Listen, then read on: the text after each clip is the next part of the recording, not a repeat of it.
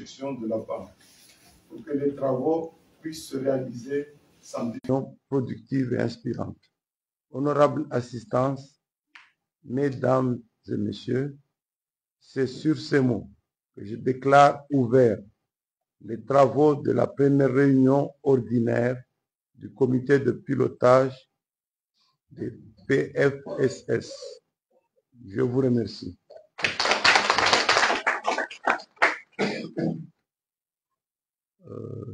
Sur ce, donc, nous avons ouvert donc, cette réunion. Comme d'usage, nous ferons sûrement un tour de table pour nous présenter et conduire après la séance comme prévu.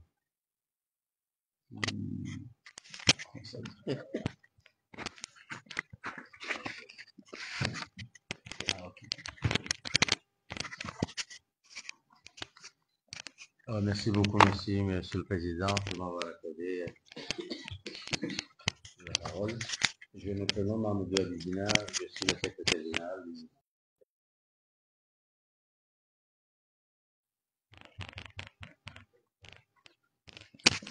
Salam alaikum. Idriss Ali Sharif, directeur national de la solidarité et de la protection sociale. Docteur Ramada Ali Goda, je suis directeur général de la planification et des statistiques du ministère de la Santé.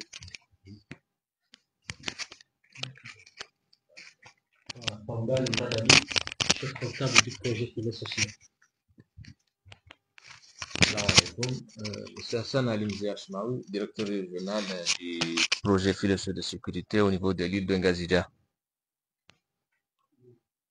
Abdoulatif Abdallah, directeur principal des opérations du projet filets sociaux.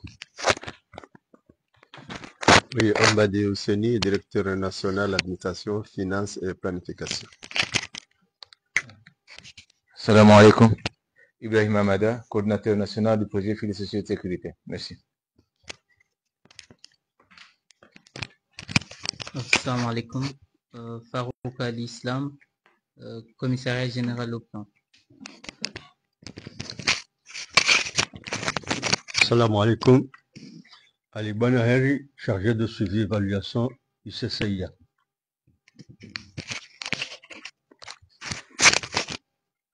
Salam alaikum. Marie Soli Ali, directrice de la solidarité et la protection sociale de Ngazidja.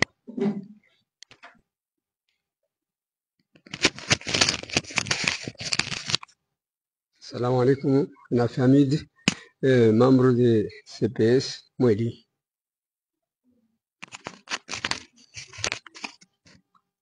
Salam alaikum, Mohamed El Hadalifa, représentant ministère des Finances.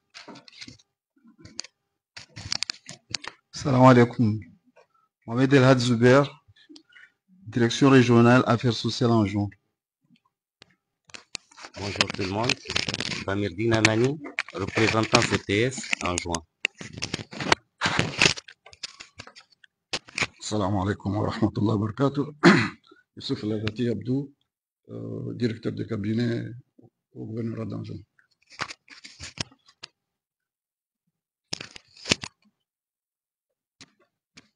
Donc, assurant donc la présidence en tant que secrétaire général de la santé, je suis docteur Beniman.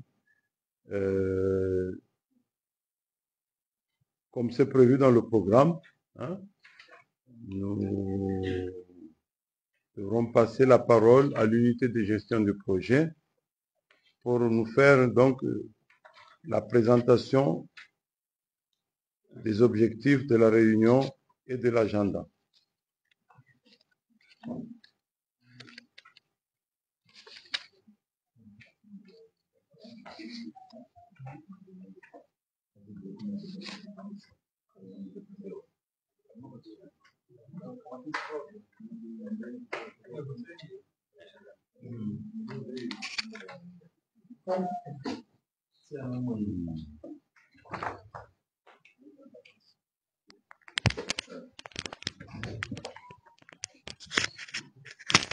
Salam alaikum.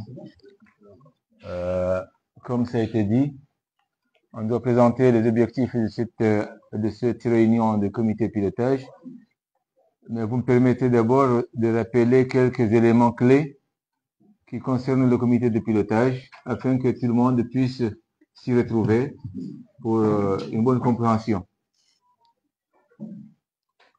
Le comité de pilotage est composé de 21 membres, même s'ils ne sont pas là aujourd'hui tous, représentants du gouvernement de l'Union des Comores, des gouvernements des îles et des organisations du secteur privé et de la société civile. Donc, vous voyez, il est présidé par le secrétaire général du ministère de la Santé et il est accompagné à ce côté par le secrétaire général du ministère de la Solidarité et de la Promotion du genre. C'est déjà la première partie de cette composition. Comme attribution, c'est de veiller à ce que les objectifs globaux escomptés et assignés au coordinateur national eu égard aux obligations de l'accord de financement soient atteints. Adopter les manuels de procédure qui doivent être acceptables à l'IDA, c'est-à-dire la Banque mondiale, ainsi que les modifications à introduire dans les manuels et veiller au respect de leurs dispositions. Recruter le coordinateur national conformément aux procédures de sélection des consultants de l'IDA. Veiller à l'autonomie administrative et financière de l'unité de gestion. Approuver le plan d'exécution des projets comprenant le programme de travail et le budget annuel. Et analyser les rapports d'activité, d'audit technique, d'audit interne et d'audit financier de l'unité de gestion, ainsi que les rapports d'audit opérationnel, d'évaluation des processus et d'évaluation des projets et y donner suite. Donner éventuellement quitus au coordinateur national pour la continuité de ses missions. Comme mode de fonctionnement, le comité de pilotage du projet est présidé par le secrétaire général du ministère de la Santé et de la Protection sociale, suppléé par le SIE du ministère de la Solidarité et de la Promotion du genre. Le comité de pilotage se réunit en session ordinaire 2 fois par an, sur convocation de son président, et en session extraordinaire chaque fois que les circonstances l'exigent, soit à l'initiative du président ou soit à la demande d'au moins un tiers de ses membres. La mission principale de chaque session ordinaire est prédéfinie comme suit. Première session, deuxième trimestre de l'année, selon l'évaluation finale de l'exercice précédent. Deuxième session, début du 4e trimestre et avant fin novembre. Session d'adoption du programme et du budget annuel de l'exercice suivant. Donc, ce qui veut dire que cette réunion d'aujourd'hui devait avoir lieu en fin d'année 2024, mais pour des raisons organisées au niveau du ministère et des autres institutions, on n'a pas pu le tenir. Les modalités de déroulement de la session, le quorum est de 2 tiers de ses membres. Donc, vous aurez vous-même à constater si le quorum est atteint ou pas. Les décisions du comité sont prises de préférence par consensus et le cas échéant à la majorité simple des membres présents. En cas d'égalité des voix, celle du président est prépondérante. Le secrétariat de séance est assuré par un collaborateur du coordinateur national désigné par lui. Une semaine au plus tard, avant la date de chaque réunion, le coordinateur national adresse aux membres du CCP la convocation signée par son président et mentionnant notamment l'ordre du jour et tous les documents préparatoires et afférents. Les procès-verbaux des réunions du comité de pilotage sont signés par le coordinateur national et contresignés par le président du comité avant d'être adressés aux membres et aux institutions concernées. Les membres du comité peuvent demander à être consultés sur le contenu du PV de réunion avant signature et distribution. La période de consultation est fixée à 10 jours, après quoi le projet de PV devient définitif. Les membres du comité reçoivent de droit les rapports périodiques d'exécution et le rapport d'achèvement du projet. Toutefois, le président du comité peut inviter aux réunions du comité des représentants des partenaires potentiels, bailleurs de fonds, secteur public et privé, des organisations non gouvernementales, et des associations de manière à garantir une large participation au projet. Voilà les quelques éléments que je voulais d'abord introduire pour pour rappeler ces éléments-là.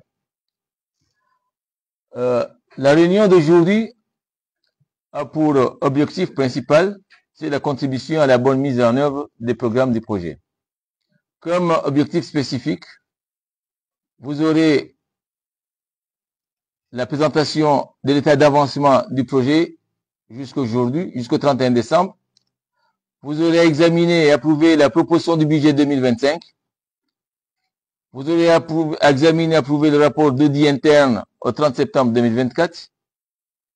De la même manière, vous aurez examiné et approuvé le plan d'audit interne 2025 et formulé les recommandations pour l'avenir. À l'issue des travaux, le projet et son état d'avancement seront connus. La proposition du budget 2025 sera approuvée. Le rapport d'audit interne au 30 septembre est approuvé. Le plan d'audit interne 2025 est approuvé et des recommandations sont formulées. Ainsi, je vous remercie.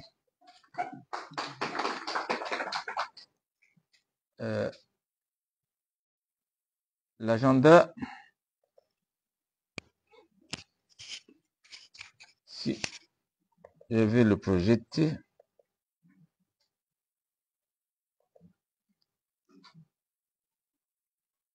Comme on a commencé, arrivée installation, mot d'ouverture du président, présentation des membres et présentation des objectifs du projet. Nous aurons une présentation du projet lui-même et l'état d'avancement. Après, nous aurons une pause où nous aurons à prendre une photo de famille et la pause café.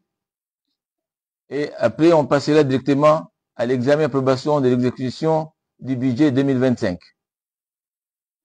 Après quoi, nous aurons à examiner le rapport d'audit interne, l'évaluation des prestations de l'éditeur interne, ainsi que l'examen du plan d'audit interne 2025. Et enfin, il y aura une synthèse et pause prière, déjeuner et départ. Merci. Donc, je vous laisse la parole, Monsieur le Président, pour voir si on a des choses.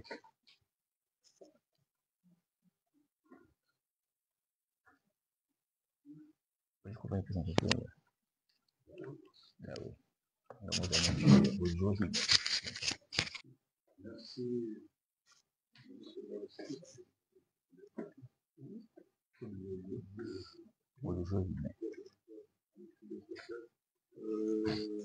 La démarche est imposée immédiatement le forum. Il y a 21 membres fois 2 divisé par 3, le calcul dit 14.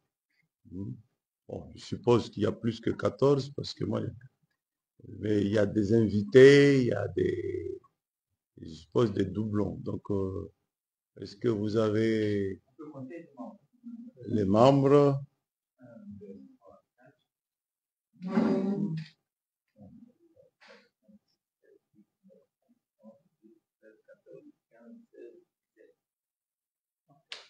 Donc, le quorum est atteint, adjugé.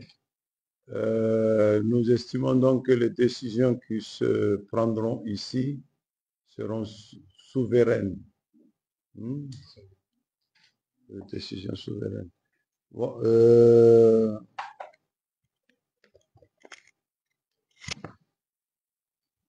il nous a été présenté donc un agenda, comme vous le voyez affiché. Je demande tout d'abord à l'assistance s'il y a un amendement ou s'il y a quelqu'un qui veut ajouter ou changer. Bon, je suppose qu'il n'y a pas de changement. Donc, approuvé par acclamation.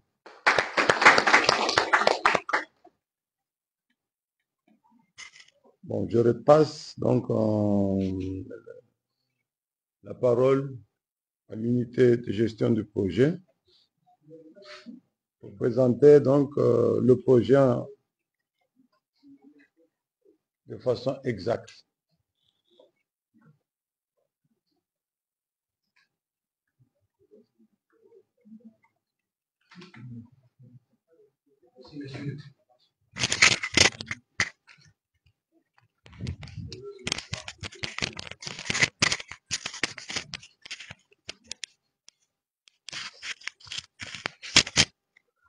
Donc voilà, notre présentation se résume sur ce plan de présentation. Donc on aura dans un premier temps à présenter quelques chiffres clés du projet, le contexte et justification du projet, les objectifs du projet, les composantes du projet, ainsi que les mesures d'accompagnement. Donc le projet est axé beaucoup plus sur la digitalisation, donc on va vous présenter aussi quelques bienfaits en tout cas de la digitalisation, l'état d'avancement du projet à l'état actuel, la situation d'enregistrement et traitement des plaintes, ainsi que les difficultés rencontrées, bien sûr que les solutions préconisées. Donc les chiffres clés, ce sont les chiffres en tout cas principaux du projet. Donc on est à l'état initial, donc le montant du projet est de 30 millions de dollars. Donc le montant n'est pas, donc il y a eu des révisions, mais le montant n'a pas été révisé. Il est toujours gardé les 30 millions de dollars. Donc en catégorie de financement, donc le projet c'est un don, donc c'est resté toujours don. Donc la période de mise en œuvre, donc c'est de février, initialement c'était de février 2023 à juin 2027. Et maintenant ça a été révisé puisque vu l'accélération en tout cas du décaissement donc du projet, donc il a été révisé donc de février 2023 à décembre 2027. Donc voilà, donc le projet se terminera en tout cas ou prendra fin avant 2027. Donc comme bénéficiaires cibles, c'est-à-dire ce sont des ménages bénéficiaires, donc l'objectif initial était de 40 000 ménages bénéficiaires, même si les objectifs en tout cas comme indicateur c'est de 38 218, donc qui seront évalués, mais les 40 000 ça c'est l'objectif en tout cas du gouvernement, d'atteindre les 40 000 ménages bénéficiaires. Donc en contexte et justification du projet, donc le contexte principal, vous connaissez que le pays a connu pas mal de crises, notamment la crise du Covid, la post-Kenneth, les cyclones Hidaya et puis la crise d'Ukraine surtout. Donc c'est la succession de ces crises qui fait que voilà, c'est parmi les raisons qui ont poussé le gouvernement à avoir ce projet. Il y a aussi l'indice de capital humain qui est trop bas par rapport où nous sommes parmi les pays qui ont un indice en tout cas de capital humain trop bas. Il y a une augmentation aussi de l'inégalité persistance de la pauvreté, mais aussi il y a aussi la sécurité alimentaire, la vulnérabilité économique persistante, la faible insertion sur le marché du travail, aussi la vulnérabilité au changement climatique et aux catastrophes naturelles. Vous voyez que ces derniers temps, on a quand même pas mal de problèmes liés au changement climatique. Il y a le cyclone, il y a l'inondation Hidaya, il y a le cyclone Chido, il y a le cyclone Kenneth. Donc là, tous ces crises fait que voilà, on a à peu près les contextes qui vont amener le gouvernement à demander ce projet. Maintenant, comme justification, le projet s'aligne au plan Comores émergent à l'horizon 2030, mais aussi l'alignement aussi à la politique nationale de protection sociale. Et aussi le projet proposé s'aligne aussi sur la proposition de réponses multisectorielles. Vous savez que l'État, pendant la crise d'Ukraine, c'est-à-dire la crise alimentaire mondiale, il y a eu une commission qui a été mise, donc cette commission avait fait des propositions, donc ce projet-là s'aligne parmi les propositions qui ont été proposées à ce temps-là. Donc comme objectif du projet, l'objectif de développement du projet, c'est de fournir des transferts monétaires d'urgence en améliorant la résilience des ménages vulnérables ainsi qu'en renforçant les systèmes de protection sociale. Ça, c'est l'objectif global ou sinon l'objectif du développement du projet. Comme objectif spécifique, c'est d'apporter des appuis ponctuels pour protéger la population contre les chocs liés aux effets de la crise d'Ukraine. Ça, c'était beaucoup plus, on s'était axé parce que c'est la crise d'Ukraine qui a fait que il y a eu la crise alimentaire mondiale, il y a eu la montée, en tout cas, l'augmentation des prix des denrées alimentaires, il y a tout un, donc voilà, c'était beaucoup plus sur ça. Et être aussi capable d'intervenir rapidement, enfin, protéger la population contre d'autres chocs éventuels. On a eu le cas des inondations, on a eu le cas des, comment dirais-je, là, le cyclone Chido, là, les appuis qui ont été faits à Mayotte et ailleurs. Donc voilà, même si ce n'est pas le projet, mais ça sont des exemples. Donc améliorer le capital humain et l'accès aux emplois mieux rémunérés, notamment des groupes vulnérables tels que les femmes et les jeunes. Donc projet aura aussi à traiter cela. Donc contribuer au renforcement de la résilience des ménages vulnérables. Comme composante, le projet s'articule sur 4 composantes.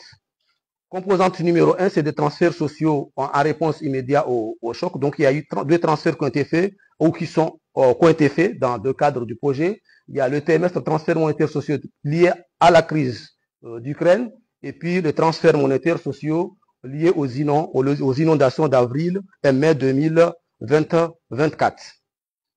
Donc, la composante numéro 2 s'articule aussi sur 2 activités. Donc, au programme de renforcement de la résilience qui s'articule sur l'activité de résilience, inclusion économique et productive qu'on appellera à la prochaine ARIEP, donc en abrégé ARIEP. Donc aussi, et ça, les activités sont des volets, ce sont des activités génératrices de revenus qui sont proposées par les ménages bénéficiaires et qui sont réalisées par eux-mêmes comme activités, comme le dit, activités génératrices de revenus. Maintenant, la deuxième activité ou la sous-composante 2.2, c'est argent contre travail résilient, qu'on appelle aussi, qu'on a abrégé aussi en ACTR. Ce sont des activités visant à améliorer le capital humain, l'employabilité de la population, la vulnérabilité. Ce sont des activités, des paquets d'activités qui sont réalisés en sous-projet avec un groupe de personnes qu'on appliquera ce qu'on appelle les techniques HIMO, c'est-à-dire activité à haute intensité de main-d'œuvre. Donc, composante numéro 3, c'est la gestion et l'administration du projet, le renforcement de la capacité institutionnelle. C'est beaucoup là aussi, on peut avoir dans la gestion, comment dirais-je, le développement du reçu. Là, on peut voir aussi côté digitalisation dans ce côté aussi gestion de projet. Et puis la composante numéro 2 qui est la composante d'urgence, c'est une composante à 0 $ ou à 0 francs et qu'on peut activer au cas où il y a une crise et que, comment dirais-je, le gouvernement juge nécessaire en tout cas de déclarer ou sinon de déclarer l'urgence. Donc voilà, donc comme on a parlé des activités, donc il y a aussi des activités, des mesures d'accompagnement qui accompagnent, comme les mesures, on parle des mesures d'accompagnement, qui accompagnent les activités que le projet met en œuvre. Donc ces mesures d'accompagnement, ce sont des espaces parents sur lesquels on fait des échanges entre parents, des partages, des sensibilisations pour le changement de comportement positif. Donc aussi des espaces enfants où on a des créations, des stimulations précoces des enfants et si la préparation de la scolarité. Donc là, de ce côté aussi, on traite aussi le développement de la petite enfance. Donc on voit ici que le processus de mise en œuvre, on a la mise en place des mères ou pères leaders, de sensibilisation dans ce côté-là, sur la mise en place des mères et pères leaders, c'est ce côté espace parent. Donc on met en place ces organismes, c'est-à-dire ces mères et pères leaders, et puis on passe à la formation en cascade de l'UGP, l'agence d'exécution des mères leaders et des comités de protection sociale. Donc on aura à peu près 3 sessions, et puis une session d'évaluation, la délivrance des certificats aux mères et pères leaders qui seront performants. Et puis on a un espace de biens, on aménage ou sinon on met en place ce qu'on appelle des espaces de bien-être. Dans des espaces de bien-être, ce sont des espaces physiques qu'on met en place, soit on les construit, soit on les aménage, et puis après on fait des séances de sensibilisation tous les mois, sur les thèmes de bien-être social, les thématiques aussi d'inclusion financière et d'autres thématiques qui se font dans ces espaces de bien-être. Mais on a aussi un volet assez important, le volet développement de la petite enfance, qui est des activités des 4 stations de développement de la petite enfance: jeux, jouets, stimulation, matériel de création, atelier de lecture et d'écriture. C'est à peu près en résumé, ce sont les activités d'accompagnement qui accompagnent les principales activités que nous avons, qui est les activités ARIEP et les activités ACTR. Donc voilà, on a parlé de la digitalisation. Donc cette digitalisation accompagne le projet dans la mise en œuvre. D'ailleurs, pour déterminer les 40 000 ménages bénéficiaires, donc on a eu recours à la digitalisation. Pourquoi? Parce qu'il fallait faire le ciblage, et ce ciblage, on l'a digitalisé. C'est-à-dire, si on l'a digitalisé, c'est-à-dire la collecte de données a été digitalisée, puisque c'est fait par tablette et comment dirais-je, ça nous a permis aussi d'avoir les données à temps réel et pour pouvoir calculer le scoring et déterminer ces ménages bénéficiaires. Donc là, dans la digitalisation, l'apport de la digitalisation, on peut, comment dirais-je, mentionner la bonne gouvernance du projet. La bonne gouvernance parce qu'il y a la transparence et l'efficience au niveau du projet. On peut mentionner aussi la stimulation et la valorisation parce que stimuler l'innovation, c'est-à-dire on est en train d'innover en tout cas parce qu'on utilise en tout cas comment dirais-je, les nouvelles technologies par rapport à ça, donc puis valoriser l'image du projet. Donc la digitalisation en gros intervient dans les activités que le projet est en train de mettre en œuvre. Dans le TMS, parce qu'il a participé, c'est-à-dire qu'on a utilisé la digitalisation dans le cadre du ciblage et aussi dans le cadre du paiement. Et puis, on a au niveau des ARIEP, parce que tout ce qui est paiement, tout ce qui est profilage et comment dirais-je, débênage des bénéficiaires et le suivi, les différents suivis sont aussi digitalisés. Dans le cadre des mesures d'accompagnement, les fiches de sensibilisation, tout ce que les séances qu'on fait ou qu'on anime, ils sont aussi déjà digitalisés au niveau des mesures d'accompagnement. Et au niveau des ACTR, ce sont des enregistrements, c'est-à-dire parce que les activités ACTR, ce sont des chantiers carrément qu'on fait, comment dirais-je, à travers un groupe ou des groupes de personnes. Donc, à chaque présence, quand la personne vient, il est déjà, c'est-à-dire il a une carte, comment des bénéficiaires. Cette carte, il y a un QR code et ce QR code est scanné à l'arrivée. Donc, ça nous permet d'avoir à temps réel la présence de ces personnes-là sur les chantiers. Donc maintenant, donc là, ça c'est le côté, ça c'est la partie présentation du projet globalement et en bref. Maintenant, on va passer dans la partie état d'avancement du projet. Donc on parle du ciblage, on a parlé des chiffres un peu plus haut, le nombre 40 000, on a mentionné 40 000 ménages bénéficiaires. On voit ici que le TMS Ukraine, c'est-à-dire le TMS transfert monétaire sociaux, qui est le transfert global accompagnant le projet et les activités ARIEP et ACTR. Donc, nous avons arrivé à enregistrer dans la base de données de 40 000 10 ménages. On avait comme objectif 40 000, on a pu enregistrer 40 000 10 ménages. Donc, au niveau du TMS IDAIA, donc on a pu arriver à enregistrer 4 519. Si on regarde, donc on a 40 000 plus 4 000, donc c'est à peu près 44 000 ménages bénéficiaires qu'on a enregistrés dans la base de données. Donc au niveau des activités ARIEP et ACTR, donc on a 13 394 ménages, c'est-à-dire ce sont ici quand on explique, c'est-à-dire c'est 13 000 et 5 000, ce sont des ménages bénéficiaires qui sont dans les 40 000, donc ont été identifiés pour avoir les 13 000.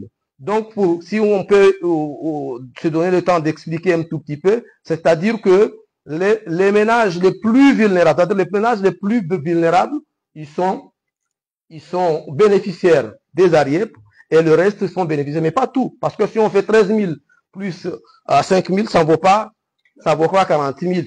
Donc, il y a des ménages aussi qui ont été, c'est-à-dire des villages et des ménages qui ont été exclus, et il y a aussi un gamme de 10% pour l'évaluation du projet qui a été enlevé, ce qui fait que on a 13 000 et 5 945 dans les deux activités. Mais tout en sachant que les mesures d'accompagnement concernent tout le gamme, en tout cas les 40 000 10 ménages bénéficiaires. Donc, en termes transferts monétaires sociaux, donc là, ça, ce sont les détails. Donc, on voit ici, comme je vous avais parlé des 38 000 qui est dans c'est le nombre en tout cas qui sera évalué au niveau du projet. Mais donc là, c'est ces ménages enregistrés, c'est 40 010. On a ici, ce sont les ménages payés. Sur les 40 010, on a pu atteindre, payer les 39 904 ménages. Donc, il reste à peu près combien 104 ménages qui n'ont pas, 106 ménages qui n'ont pas été payés et le projet, cette partie a été clôturé. Voilà donc, comme on a dit, donc le paiement de ces ménages bénéficiaires se passe dans des comptes, c'est-à-dire qu'ils sont payés dans des microfinances et dans comment dirais-je, dans les comptes Mvola et Mobile Money. Donc, on utilise Mvola et Ouri Money. Donc, tous ces ménages, les 39 000 ménages ici, ils ont un compte ouvert dans ces deux cas. Donc, pour ce qui est des TMS, donc, on a utilisé 3 canaux de distribution, c'est-à-dire 3 modes, c'est-à-dire 3 paiements, c'est-à-dire, pardon, 3 agences, pardon. Donc, il y avait l'agence Ouri Money, Mvola, c'est-à-dire Telco Money et Holo par BDC. Donc, ces 39 000 ménages ont des comptes ouverts dans ces trois agences. Donc, ce qui fait à peu près 99%. Merci. Donc, pour ce qui est l'état d'avancement des ARIEP, donc, voilà à peu près en quelque sorte, on aurait dû peut-être vous présenter la mise en œuvre, en tout cas, ou le cheminement, comment les ARIEP se réalisent. Mais on s'est dit aujourd'hui c'est samedi, on n'a pas beaucoup de temps, donc on a balancé un peu ça. Donc, on va essayer quand même d'expliquer. Donc, voilà, les ménages bénéficiaires, donc, comme on l'a dit tantôt, donc, c'est 13 394. Donc, là, ces ménages sont répartis au niveau de chaque île, qui est 5 185 en Gadidja et 6 458 en Zouani et 1 751 en Moueli, ce qui fait 13 394. On a pu avoir ces ménages. J'ai été fixé, ce sont l'objectif initial, c'était ça. Donc, on a pu quand même atteindre ces ménages bénéficiaires. Le nombre de cartes de bénéficiaires, il fallait, comment dirais-je, que chaque ménage devait avoir une carte de bénéficiaires. Donc, tous les cartes ont été aussi, comment dirais-je, fournies. Le nombre de ménages payés par tranche, puisque là, comment dirais-je, les ARIEP, leur mode de paiement, c'est, comment dirais-je, il y a trois paiements. J'ai oublié en tout cas de mentionner les paiements aussi des TMS, puisque les transferts monétaires sociaux, on a eu à faire trois paiements. Donc, TMS, on a eu 3 transferts. Donc, un paiement de 25 000 francs par transfert, par paiement. Et puis, le 3, ça fait un gain de 75 000 francs par ménage. Donc, pour ce qui est des ARIEP, donc, il y aura aussi 3 transferts qui seront faits, premier paiement, deuxième paiement et troisième paiement.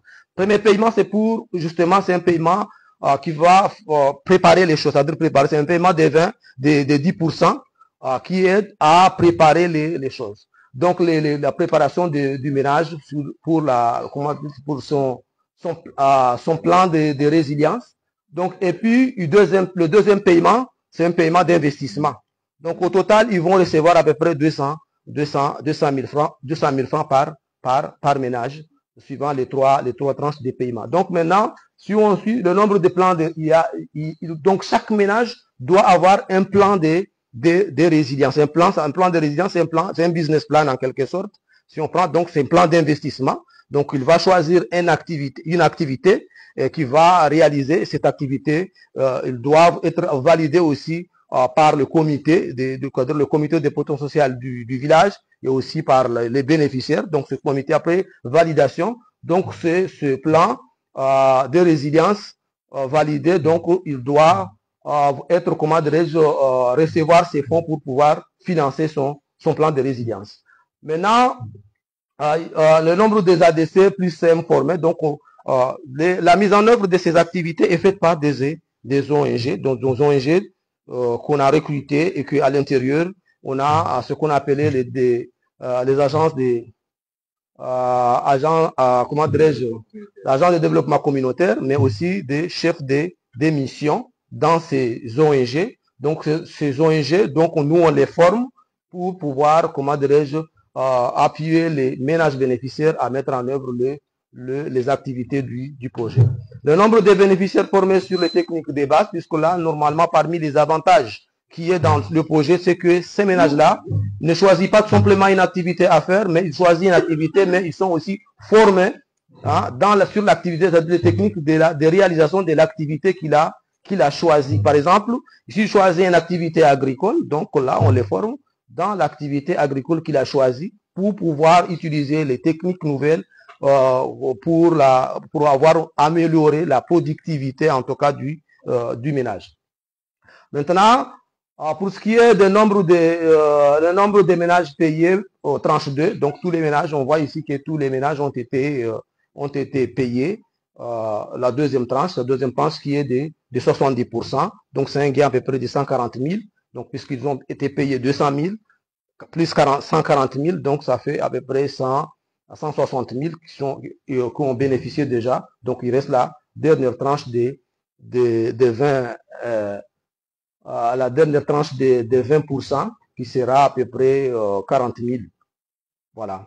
Donc le nombre de bénéficiaires ayant bénéficié de suivi technique numéro 1, parce que comment dirais-je, on les appuie pas à mettre en place un plan de résilience ou si à les former tout simplement, mais on les accompagne aussi, donc en les suivant régulièrement dans leurs activités pour que on puisse. Donc on a au total 5 suivis que nous allons faire, c'est-à-dire 5 suivis qui seront faits par les ONG, c'est-à-dire les agences d'exécution qu'on a recrutées. Donc là maintenant on vient à peine de commencer les suivis, donc c'est pourquoi vous voyez qu'il y a à peu près 510 ménages qui ont bénéficié de ce suivi, donc il reste à peu près sur tout ça, les 12 000 qui restent, donc là c'est continuel, et là à la date où je vous parle là maintenant, ça a changé parce que on peut aussi, puisque ça a été digitalisé, donc on voit directement que tel ménage a bénéficié de ce suivi. Donc pour ce qui est des affectaires, on va essayer d'aller vite. Donc voilà les chiffres en tout cas par rapport aux activités qui est là. Donc les ménages bénéficiaires, on parle du nombre de cartes bénéficiaires. À peu près ici où c'est le mécanisme n'est pas le même, puisque ici c'est un ensemble d'actifs, c'est-à-dire un ensemble de ménages bénéficiaires qui choisissent 1 ou 2 ou 3 activités à mettre en œuvre, et ces activités vont se mettre sur 80 jours. Les 80 jours sont répartis, sont scindés en 2 ou 3 cycles de mise en œuvre. Donc ces cycles, donc là, c'est pourquoi on a aussi mentionné le nombre des PAC validés, c'est-à-dire le nombre de plans d'aménagement communautaire validés, parce qu'il fallait d'abord identifier les PAC. Dans ce PAC, il y a non seulement les activités, mais il y a aussi les sites à mettre où les activités vont se mettre en œuvre. Donc, après, il y aura tout pas non plus d'activités qui doivent se faire connexes. Donc, il y a les formulaires de filtration et le mémoire descriptif du projet qui doit être élaboré. Donc, maintenant, après, on va essayer de démarrer les chantiers. Donc, le démarrage des chantiers. Donc, à la date d'aujourd'hui, on a ce chiffre de 29 chantiers qui ont démarré sur les 46 qui ont été prévus. Donc, je dis bien que la réalisation, c'est que les activités vont se faire sur 80 jours et chaque ménage va bénéficier de 2500. Donc, 2500 fois 80 jours, c'est à peu près 200 000. Chaque ménage, à la fin du projet, à la fin de ces activités-là, va bénéficier, comment dirais-je, 200 000 francs de gains. Mais aussi, à la fin du projet, il y aura toujours des activités d'accompagnement, c'est-à-dire des stratégies de sortie. Donc, ces stratégies de sortie fait que chaque bénéficiaire, que ce soit au niveau d'ARIEP et au niveau des ACTR, vont bénéficier de 25 000 francs de plus pour justement préparer la sortie du projet. Donc, pour l'état d'avancement des mesures d'accompagnement, voilà à peu près donc les séances de sensibilisation, donc voilà que je viens de mentionner un peu plus haut. Donc voilà fait que on a ces résultats. Donc on peut retenir que les espaces de bien-être qu'on a mis en place, c'est-à-dire les sensibilisations dans les espaces de bien-être, fait qu'on a pu sensibiliser à peu près 15 662 au niveau des ARIEP, mais aussi on a aussi comment dirais-je sensibilisé au niveau des ACTR, puisque c'est chaque activité, on essaie quand même d'appliquer un certain minimum de thématiques au niveau de ces activités. Voilà à peu près les résultats concernant les mesures d'accompagnement dans les ARIEP, mais au niveau des ACTR. Donc là, dans la mise en œuvre aussi, il y a un volet quand même important puisque on parle de la communication. Donc, sans communication, on ne peut pas avoir un projet puisque dès le début, même avant même la préparation du projet, on doit commencer à communiquer. Donc, communiquer, ça, c'est partout, c'est horizontal, communication transversale, je sais pas, donc parce que on doit communiquer, informer le gouvernement déjà, les autorités, que ce soit nationales, locales et régionales, dans le cadre du projet, les communautés, tout. Donc voilà, à peu près ce qu'on a pu mettre pendant la mise en œuvre du projet, comment dirais-je, comme en matière de communication.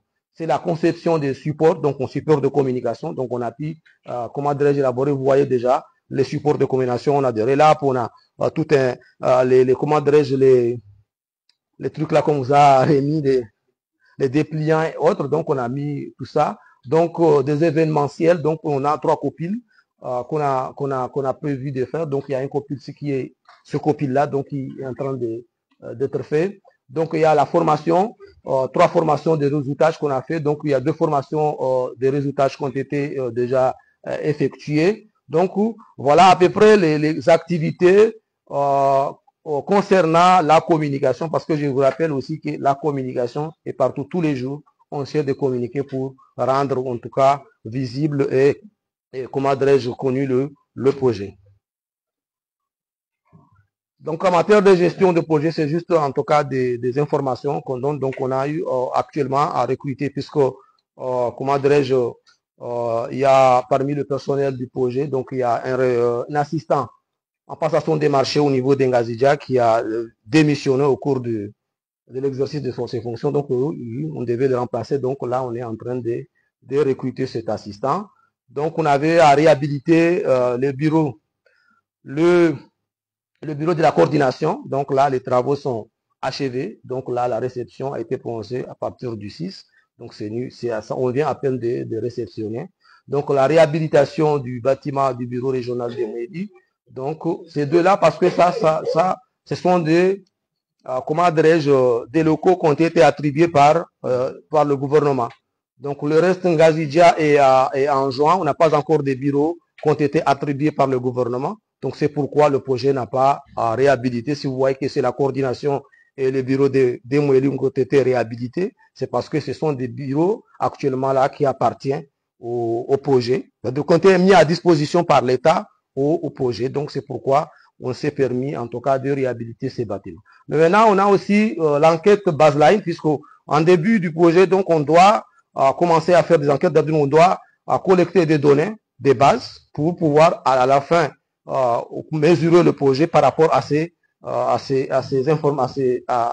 données. Mais on a aussi le développement du registre social unique. Donc, les 80% des modules ont été développés. Et il y a eu une présentation qui a été faite au niveau du ministère de la Santé et de la Protection sociale, mais aussi au ministère de l'Éducation. Donc, cette présentation de RCU, en tout cas des modules qui ont été déjà élaborés, a été présentée à ces 2 ministères. Donc, voilà la situation d'enregistrement des plaintes. À la date d'aujourd'hui, on a à peu près 6755 plaintes enregistrées et traitées. Ces plaintes, c'est quoi? Ce sont des doléances, des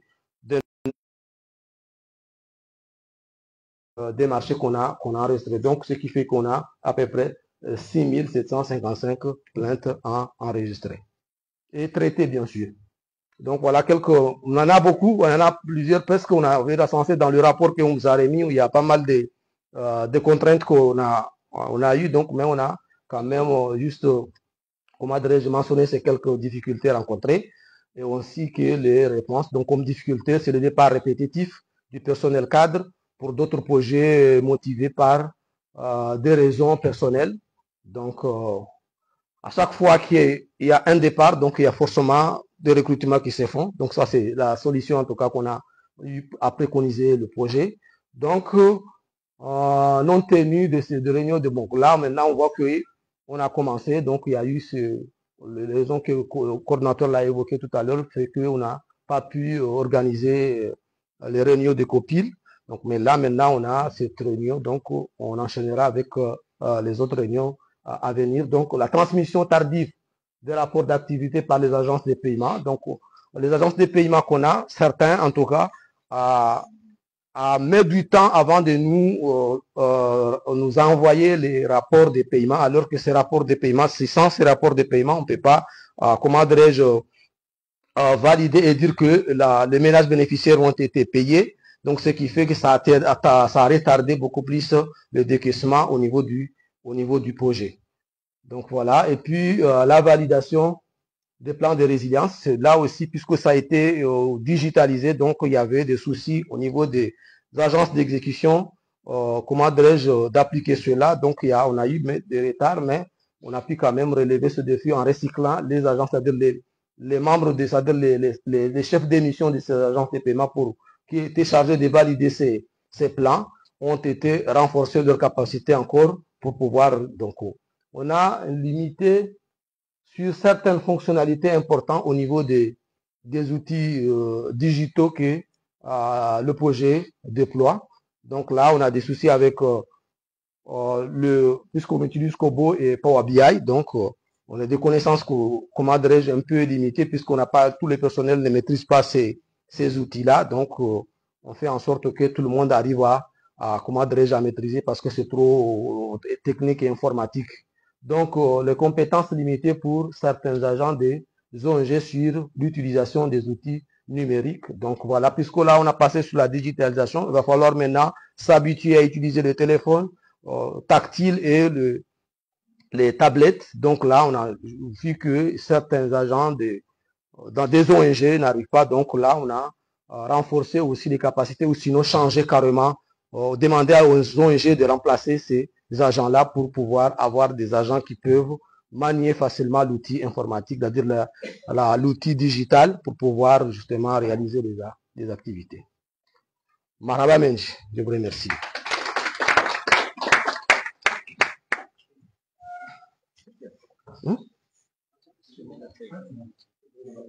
Ewa. Tu vas nous avoir ma question.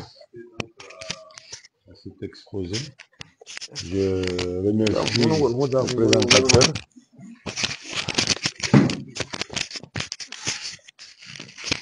Pour nous avoir dévoilé donc, le projet de filets sociaux et de solidarité, donc qui est, comme vient de l'expliquer, donc un projet du gouvernement d'abord. Hein? Ce n'est pas un projet de la Banque mondiale, comme certains voudront le dire. C'est un projet du gouvernement. Et que ce projet du gouvernement, qui a commencé en 2023, je pense que c'était un peu raccourci à 2026, je comprends bien. Donc, il y aura sûrement des questionnements pour expliquer pourquoi. Mais je ne vais pas dévoiler tout ce que nous allons dire. Je demande à l'assistance donc de s'inscrire et de poser les questions, et nous aurons certainement à étoffer donc la présentation sur la base de des discussions.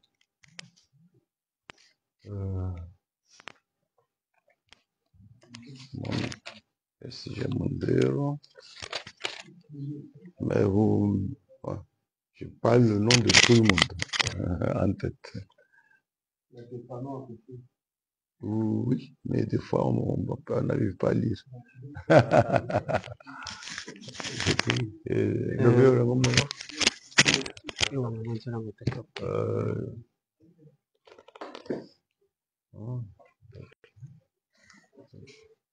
Je passe donc la parole.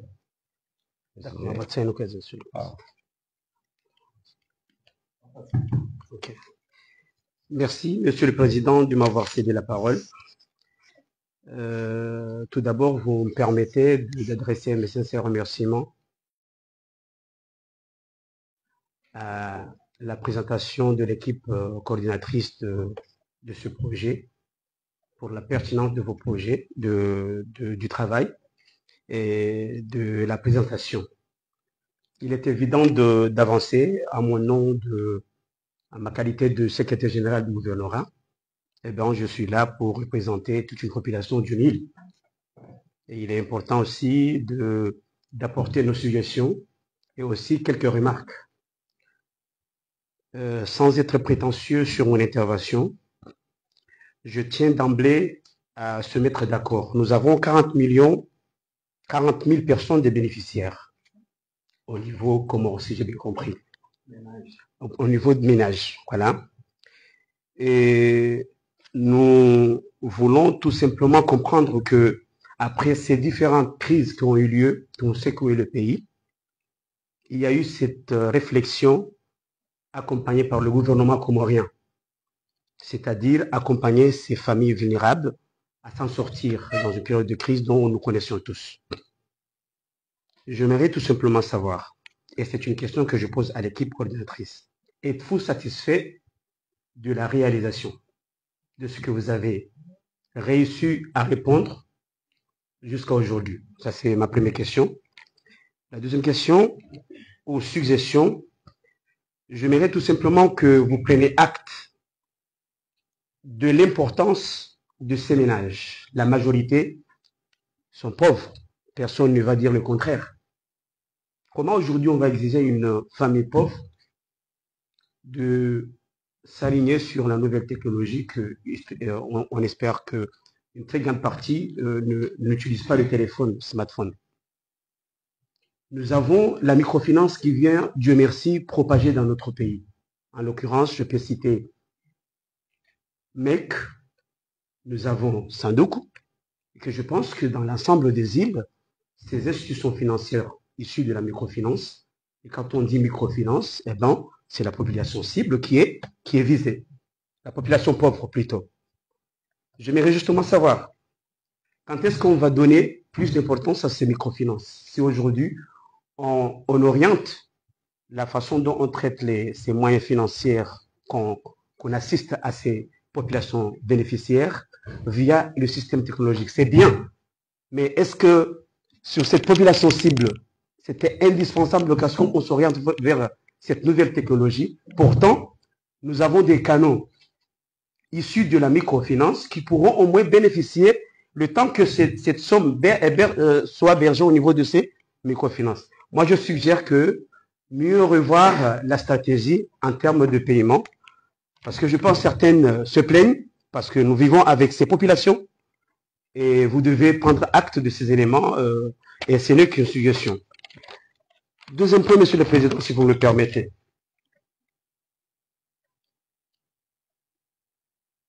Je pense que nous, il y a deux approches.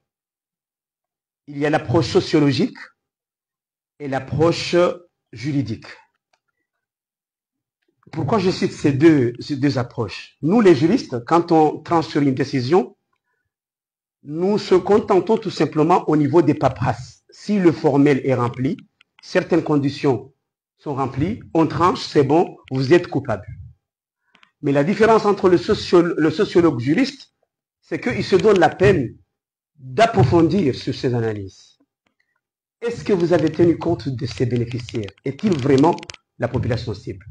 Si ce n'est pas cela, quelles sont les alternatives mises en place pour que les erreurs commises ne soient pas encore répétées dans les prochains éléments? Donc, je ne vais pas trop monopoliser la parole, mais inquiétude de la population, on connaît. Il y a eu tant d'argent qui ont été donnés à ces populations. Est-ce qu'il y a eu vraiment un changement au niveau de ces gens? Je voudrais vraiment qu'on essaye au moins de s'interroger sur cette approche sociologique et laisser le côté paperasse. Sur ce, je vous remercie. Notre question, je demande à Jean-Marc.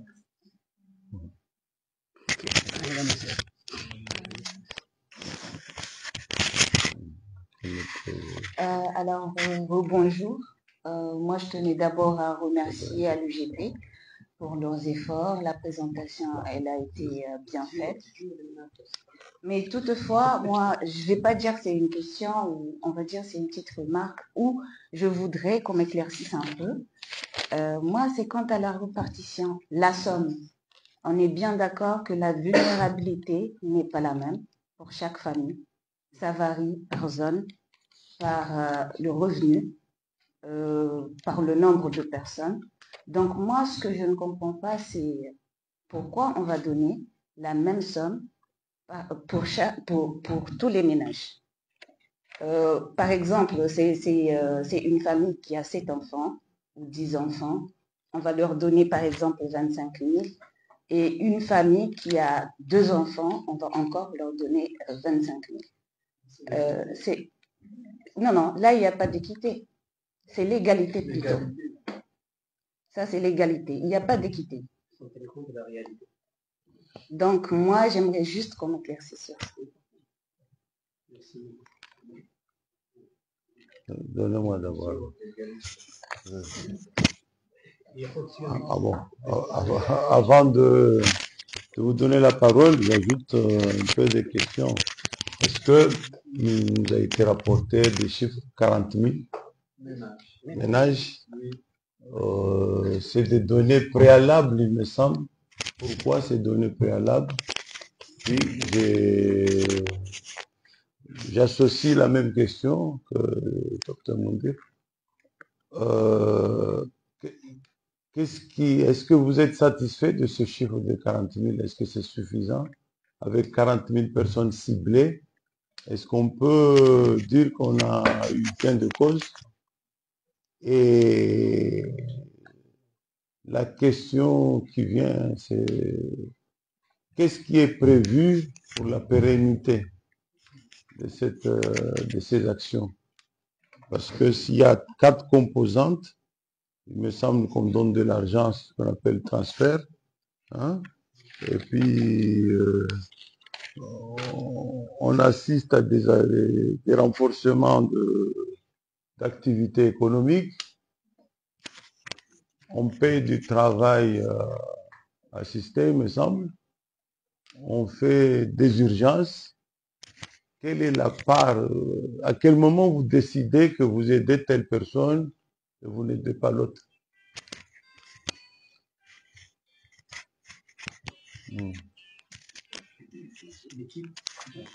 Je donne la parole à l'UGP ou aux personnes responsables.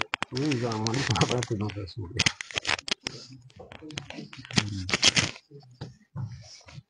Ok, merci, Monsieur le Président. Merci, Monsieur le Secrétaire Général de Ngazidja, du gouvernorat de Ngazidja, et Madame Saïla, que nous connaissons, de la CGP, de la DGSC, pardon. En fait, la pertinence en tout cas des questions fait que, donc, si on demande par exemple maintenant si on est satisfait des résultats ou sinon, est-ce que nous sommes en train de faire, je pense que moi, si je réponds à ma personne en tout cas, bon, je peux répondre au nom du projet, ben, si on me demande d'apprécier le projet, donc je peux dire que nous, oui, on est satisfait par rapport aux résultats escomptés, puisque si on parle de ce projet actuel que nous sommes en train de faire, les autres activités qu'on est en train de réaliser, c'est-à-dire concernant les ARIEP et ACT, les activités proprement dites, mais en ce qui concerne les TNS, c'est-à-dire si on parle là, parce que le chiffre 40 000 revient à chaque fois, donc là, c'est au niveau ciblage, si je veux dire, donc on est satisfait de ce ciblage, même si, oui, on aurait dû peut-être mentionner parmi les difficultés rencontrées, quelques, en tout cas, anomalies ou quelques difficultés qu'on a rencontrées, c'est beaucoup plus au niveau des grandes villes, puisque là, le projet intervient aussi au niveau rural comme au niveau urbain.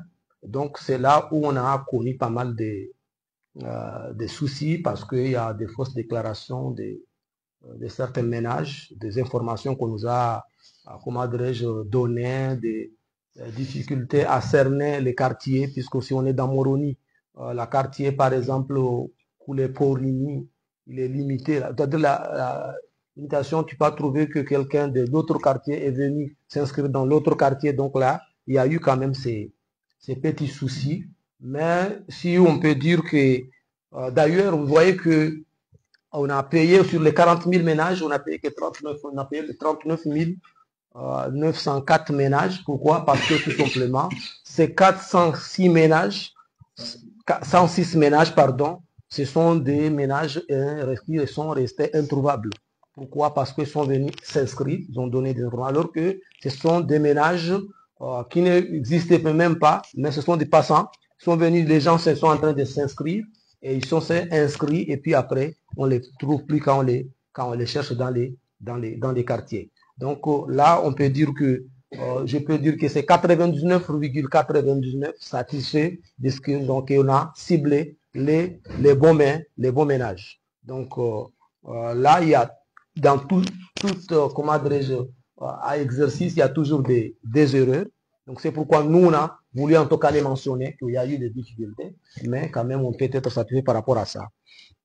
Pour ce qui est j'ai omis en tout cas de mentionner le mode de paiement concernant les autres activités, puisque l'activité à ARIEP et l'activité à CETER, on n'utilise pas presque pas le mode de transfert, le mode de paiement, on utilise d'autres agences de paiement, surtout au niveau ARIEP, parce que là on utilise des sandouks.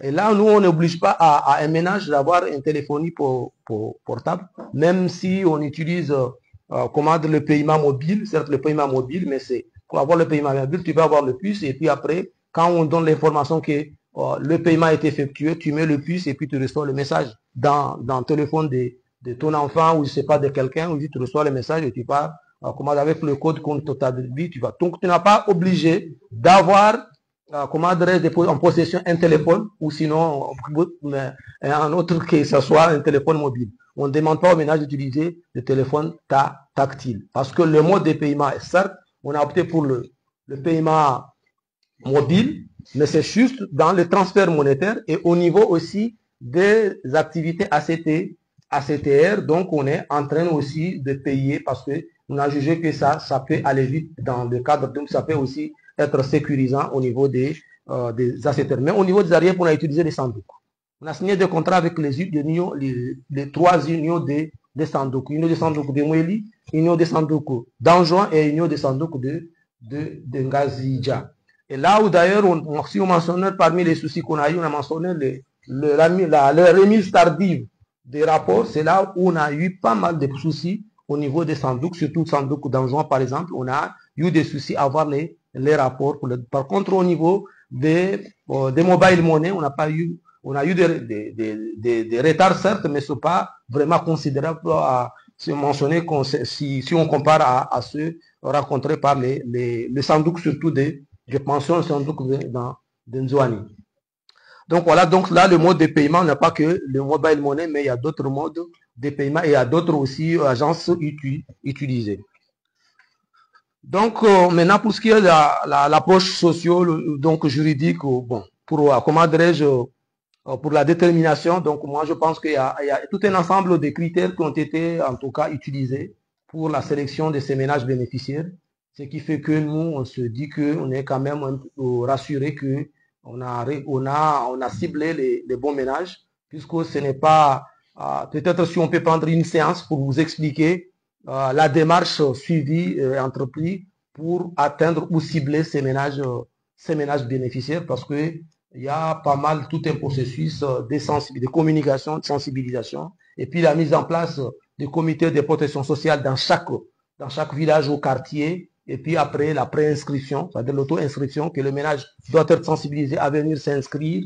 Donc après, quand il est inscrit, c'est en ce moment-là qu'on retourne chez lui pour aller collecter les informations.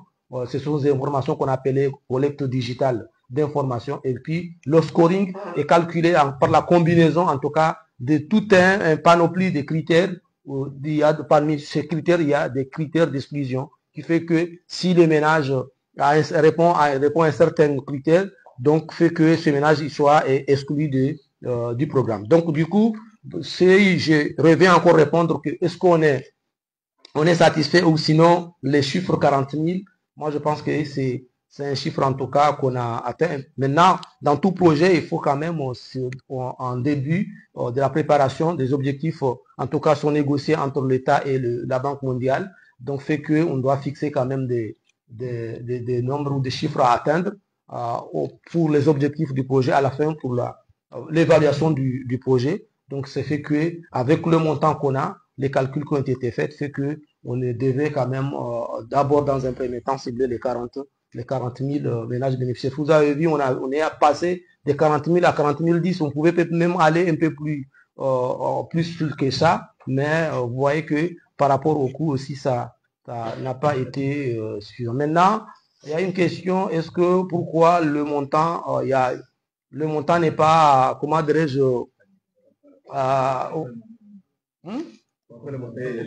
pourquoi le montant est le même? Donc moi je pense, vous avez parlé nous on a jugé beaucoup plus, parce que là oui, on parle de sont des ménages vulnérables. Donc pour ne pas qu'il y ait des conflits, pourquoi moi j'ai eu ceci, l'autre n'a pas eu cela, donc ça allait quand même créer des soucis, des problèmes. Donc là donc on a jugé l'égalité que l'équité, même si vous dites que l'équité, parce que moi j'ai beaucoup plus de problèmes que l'autre, oui certes. Oui, mais ce sont tous des vulnérables en tout cas. Et la vulnérabilité qui a été mise en avant, puisqu'on parle des crises, c'est la vulnérabilité comment dire, alimentaire. Puisque là, dans cette période-là, tout le monde avait des problèmes, des soucis, comment dirais-je, à avoir quelque chose à manger. Que ce soit pour ce qui est, mais oui, je reviens que les problèmes ne sont pas les mêmes, certes, puisque là, si moi je suis à 100% pauvre et l'autre n'est pas à 70 ou 50% pauvres et nous sommes tous bénéficiaires.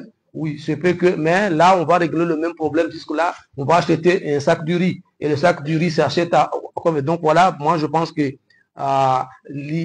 passer outre, ça allait créer quand même des problèmes au niveau des villages et au niveau de nos communautés. Bon, pour la pérennisation, donc j'avais commencé déjà à parler qu'il y a une stratégie de sortie. Pardon? Donc là, pour la pérennisation, les ménages bénéficiaires ne sont pas laissés. Donc j'ai pensionné que non seulement qu'ils choisissent une activité à faire, ou les autres qui font ACTR choisissent des activités à faire, mais ces ménages bénéficiaires sont formés. Ils sont formés. Pourquoi ils sont formés? Ce n'est pas simplement pour réaliser simplement cette activité-là, mais aussi pour l'avenir, pour qu'ils répètent ces mêmes actions. Parce qu'il est là la connaissance, en fait, le savoir-faire de réaliser ses propres activités. Donc là, c'est pourquoi on dit que, voilà, là, on commence déjà la pérennisation par rapport à ça. Maintenant, pour la sortie, après le projet, on a pensé à ça.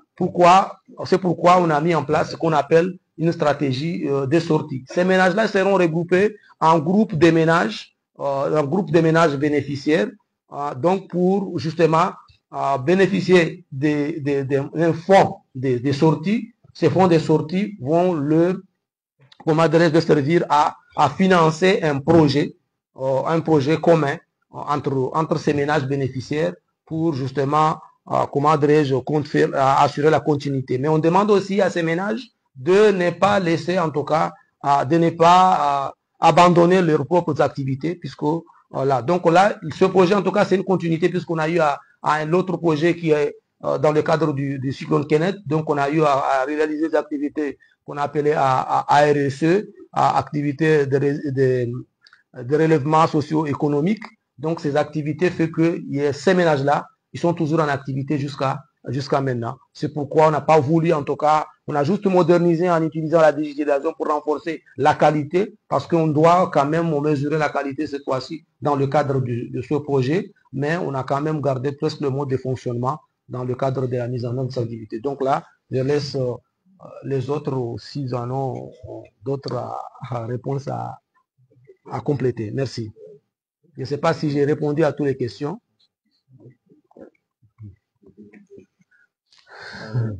Je vais devoir complémentaire par rapport à l'intervention de mon collègue directeur Abdelatif. Je tiens à rassurer le secrétaire général du gouvernement que la vérité du gouvernorat, gouvernorat de Gazidja, pardon. Et la question posée que est-ce que nous sommes satisfaits ou pas, ne suffit pas de le dire, nous le sommes. Ça pousse vraiment à vous présenter des structures concrètes ou des résultats concrets que je dirais malheureusement on n'aura pas le temps de vous présenter des vidéos, des témoignages sur certains ménages qui ont vraiment réussi à travers ce programme. Et étant donné que nous sommes Nous serons bien sûr à être ensemble sur le tableau. On aura le temps de toute façon, on passera de votre bureau. De toute façon, moi, en tant que directeur régional, je voulais vraiment passer vous voir sur certaines activités. Et aussi, vous rappelez que dans ce projet, il y a eu deux types de ciblage. Il y a d'abord le ciblage géographique, question de choisir le village, pourquoi un tel village. Un village dont le taux de pauvreté était, par exemple, supérieur à 70%, ça c'est le ciblage géographique. Aussi le ciblage des ménages. Comment sélectionner les ménages? Le directeur Abdoulatif l'a bien dit, là, il y a un package, un questionnaire qui a été élaboré et les ONG ont amené ces questionnaires pour poser chaque question à chaque ménage. Donc, la réponse des questions à ces ménages ont poussé à le classer.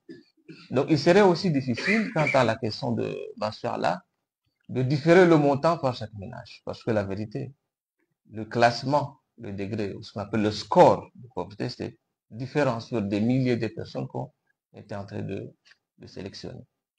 Voilà, sur ça, je voulais aussi ajouter un petit peu par rapport à la question du docteur, le président du comité de pilotage, que comment faire pour pérenniser ces activités.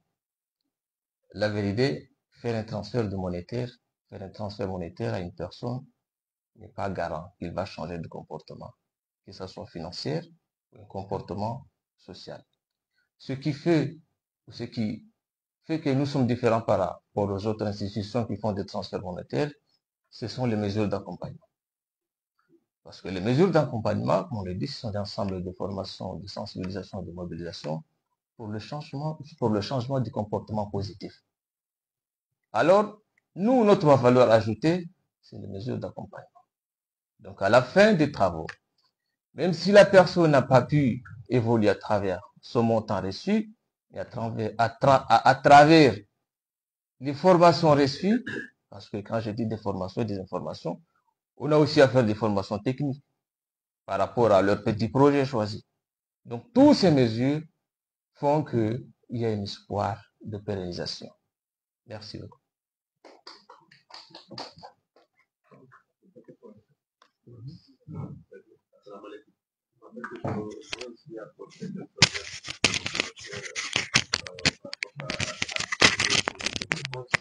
En fait, c'est par rapport d'abord, c'est par rapport au montant, et par rapport au montant qui a été accordé au ménage. En fait, pourquoi le montant n'était pas homogène? En fait, ce montant-là n'est pas destiné à résoudre les problèmes actuels des ménages, mais c'est pour financer une activité future. Et on estime que dans ce cadre-là, tous les ménages sont égaux. Donc, on ne peut pas définir d'avance comme quoi l'autre tel ménage va recevoir 50 000, l'autre va recevoir 100 000 francs. Puisque le montant n'est pas destiné à résoudre les problèmes actuels des ménages. C'est la raison pour laquelle il est homogène. Et le deuxième élément, c'est que c'est le montant accordé. Il faut tenir compte aussi que le montant qui est accordé pour une activité n'est pas forcément, ne doit pas couvrir uniquement le montant qui va être accordé au ménage. Il y a aussi d'autres frais aussi annexes dont on doit tenir compte, notamment le coût des encadrements des ménages, les coûts de formation qu'on appelle communément chez nous les méthodes d'accompagnement, et aussi le coût aussi des agences de paiement. Donc, tout ce montant-là est tenu compte dans l'enveloppe accordée à chaque activité. Donc, voilà, ce sont des raisons pour lesquelles on ne pourrait pas donner des montants, des subventions différentes à chaque ménage. Le deuxième élément que je veux aussi apporter, c'est par rapport aussi aux agences de paiement. Pourquoi on privilégie beaucoup plus les paiements mobiles?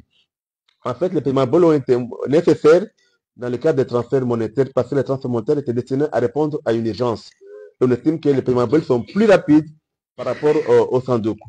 Et la deuxième aussi facteur qui a motivé à ce qu'on utilise les paiements mobiles dans le cadre aussi des transferts monétaires, c'est le coût. Quand on ouvre un compte mobile, que ce soit Holo, Houri ou Vola, il n'y a pas de coût. Par contre, avec le Sandoku, il y a des coûts. Alors qu'au départ, les ménages n'ont pas forcément les moyens, l'argent pour ouvrir les comptes. Donc voilà, ce sont ces raisons-là qui nous ont poussé dans le cadre de TMS à privilégier les agences de paiement mobiles. En ce qui concerne les variables, on estime que les Sandouk sont présentes dans presque, nous ne sommes pas trop éloignés dans les villages où on intervient. Donc là, on a privilégié les Sandouk. Voilà, merci.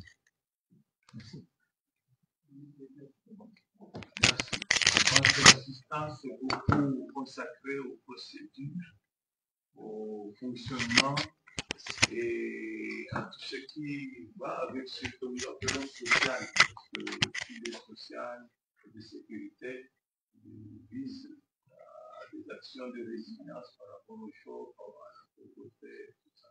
Donc c'est normal que ces questions soient posées. Bon, je peux savoir l'assistance que nous avons eu un petit léger retard au début et que nous allons la séance pour faire la cérémonie de photos et de constater. Il y a quand même des choses que nous devons peut-être à cultiver ultérieurement concernant le bilan, qu'est-ce qui s'est passé, trop dit et tout ça. Le sens de notre part. Voilà.